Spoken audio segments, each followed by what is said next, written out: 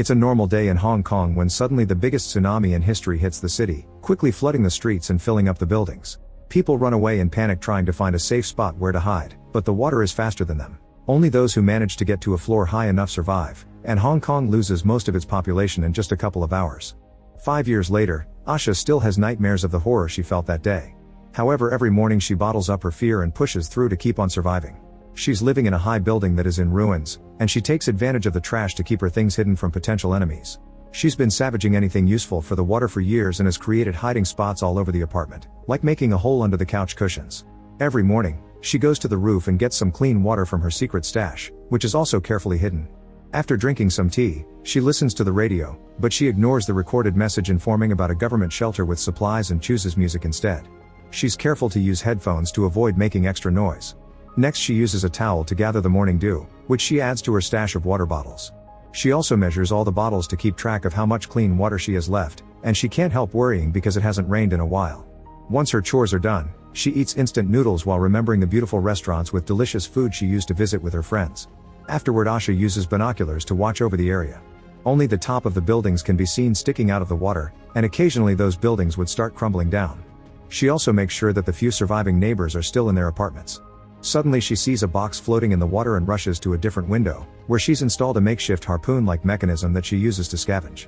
With one quick shot she manages to catch the box, but when she tries to pull it in, something in the water drags the box down and makes her hit the edge of the window, hurting her arm. Asha ignores the pain and keeps on pulling against the mysterious strength, falling back from the whiplash when the creature finally lets go of it. Then Asha brings the box inside, and the animal has its revenge by sending a wave against her. The box mostly has trash in it, but she also finds a bottle of alcohol. On her way back to the roof, Asha stares at the door at the end of the corridor before moving again, clearly upset. On the roof, she uses the alcohol to clean her wound before wrapping it up and drinking the pain down. In the evening, she hears screaming and looks outside to discover 2 boats of violent scavengers have come by and are attacking the neighbors. There's also a man on the other roof looking at her building, so Asha hides for a few seconds before looking again. It seems the boats are coming to her place, so she rushes downstairs, hides all her daily things, covers her mattress, and even throws some dirt on the hallway to make it look live-in. Then she hides behind a fake wall in a closet, making sure to keep silent as the scavengers get into the room and begin looking around for food, even checking the closet. Thankfully they don't find anything, but Asha gets startled when she hears a shot. A boy just shot his gun because he thought something moving, but it was a mistake. After the group is gone, Asha cries in relief and tries to calm herself down with a nice memory. Before the tragedy happened, Asha had gained a half-sister and she took her out for a meal to start bonding. The next day, she finds another box and among all the junk inside, she's excited to find a jar of honey. However, her happy moment is ruined when she sees a body floating in the water. Sometime later, while Asha is busy, someone sneaks inside and starts taking things from Asha's secret spots. Asha thinks she hears something but can't see anything, so she ignores it for now. When she gets ready for bed, she hears another noise and goes to investigate with her flashlight, but once again there's nothing. Next she washes her face and leaves the soap out on purpose to finally catch the intruder, who turns out to be a little girl. Asha grabs the shoulder to confront her, but the child kicks her and runs away. She takes a few more things including Asha's makeshift lamp and goes down the corridor, but before she can open the mysterious door, she hears Asha coming and leaves again. That night, Asha dreams of the time she went shopping for clothes for her sister's birthday, and how she told her best friend that she was eager to leave her parents' house. When she wakes up, she notices part of her food stash is missing, so Asha begins following the empty wrappers on the floor and finds the girl sleeping with the lantern. She doesn't have the heart to wake her up, so she goes to do some cooking instead. When the girl finally awakens, she goes around looking for more hidden compartments.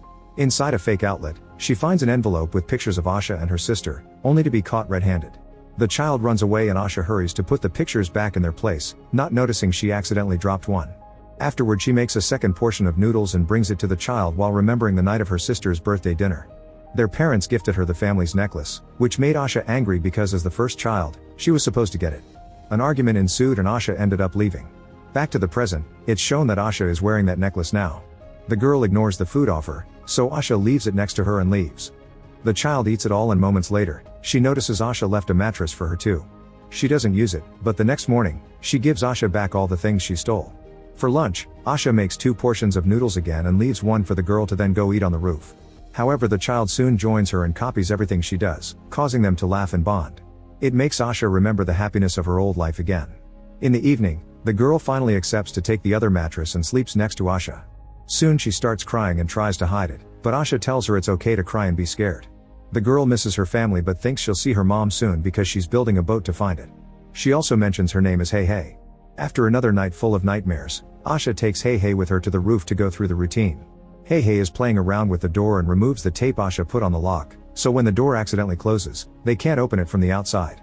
Asha is upset, but Hey Hey immediately shows her she can pick locks and opens it again. Later, while Asha is getting a new meal ready, she realizes her necklace is missing. At that moment she hears some noises and looks out the window to discover the scavengers are back, so she asks Hey Hey to stay silent while they wait until they're gone. Later, while Asha helps Hey Hey get clean, the girl asks her to leave together, but Asha refuses. She says this is her home and that there's nothing out there anyway. Then Asha asks Hey Hey if she took her necklace, but Hey Hey says she didn't and runs to another apartment, offended by the accusation. In the evening, Asha has dinner alone and notices there's water missing, so she goes to investigate and discovers Hey Hey took it to wash. This triggers another memory of her hearing news of a typhoon coming to neighboring countries, and how she fought with her mother, who wanted her to get married and be a good wife. That night the nightmares get worse and Asha keeps seeing all the bodies in the water. When she wakes up, for a second she mistakes Hey Hey for her sister. Afterward, Asha teaches Hey Hey how to deal with the electricity in the building, but Hey Hey interrupts to ask about the door at the end of the corridor. Asha asks her to ignore it because that room stinks and if they open it, the smell will spread everywhere.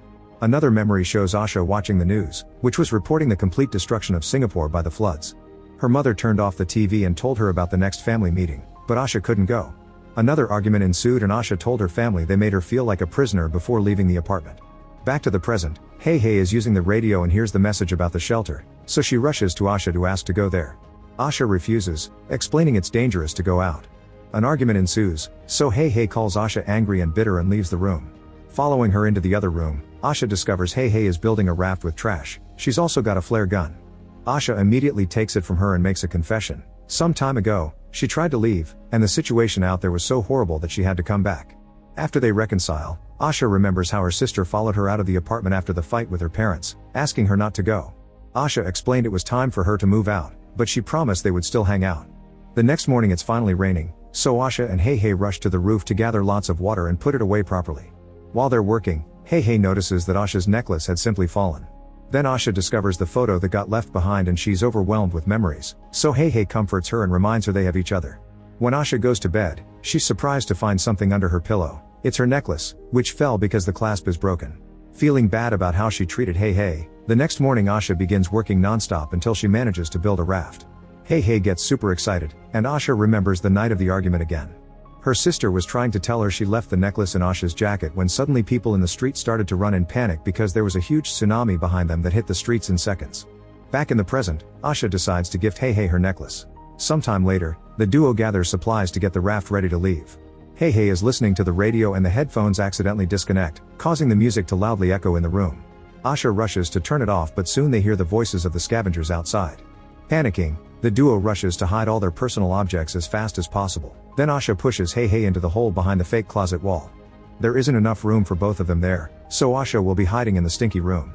Soon the scavengers enter through the window, but Asha hides just in time in the stinky room, where she finds her old family pictures because this is her old apartment. The scavengers start a much more violent search this time, destroying anything they could find including the raft. A guy comes to the stinky room and gags at the putrid smell, but he keeps moving and removes some old sheets only to find the bodies of Asha's parents, causing him to puke. At the same time Asha throws out too while remembering the night of the tragedy. The wave was taking down everything in its path, killing dozens of people per second. Everyone started to push each other for a chance to survive, so Asha dragged her sister into a building to take the stairs, but soon the crowd was following them.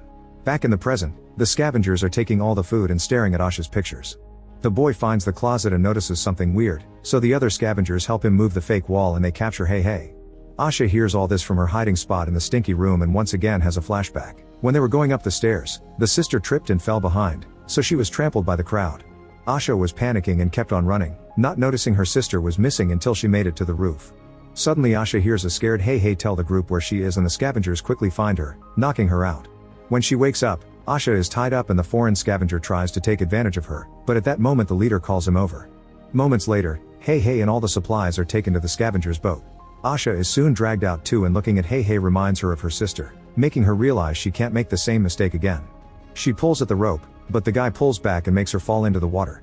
Luckily there's a broken CD nearby, so Asha uses it to attack the man, which causes him to angrily try to drown her. After some struggle, Asha finally reaches the flare gun in her pocket and shoots the guy, killing him. The other scavengers hear all the noise and come back into the building, but they don't see Asha.